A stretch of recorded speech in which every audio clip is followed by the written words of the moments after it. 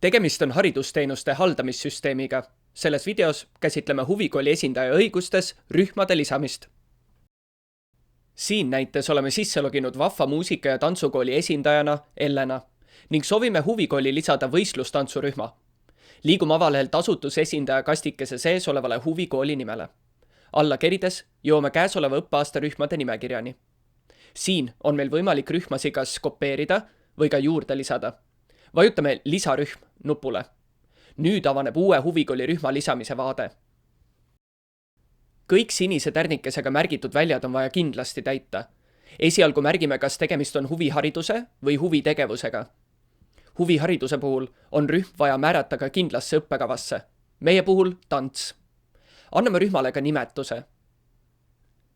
Kategooria valimine hõlpsustab rühmade leidmist, kui huvikoolis on arvukalt rühmasid. Õppimise aeg aastates lahtrisse paneme aastate arvu, kaua õpe kestab.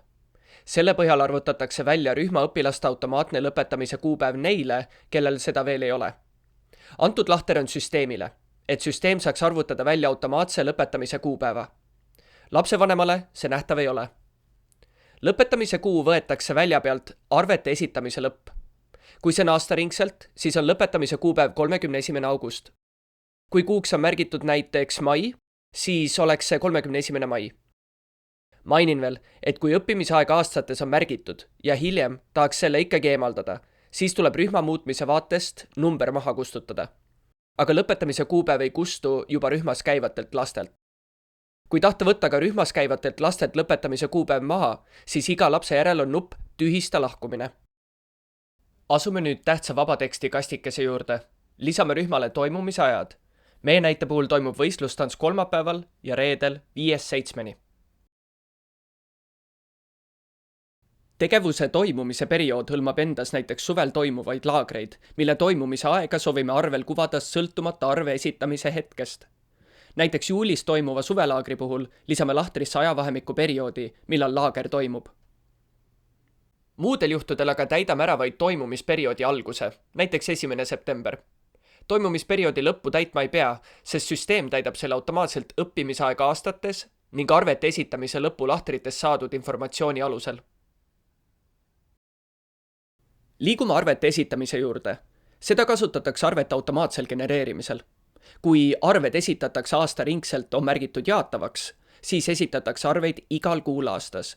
Kui aga rippmenüüst valida ei, saame valida täpsemalt arvete esitamise alguse kuu ning ka arvete esitamise lõpukuu.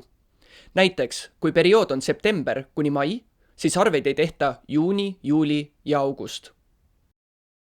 Kui rühmas olev kohtade arv on piiramata, siis märgime linnukese kohtade arv piiramata kastikesse.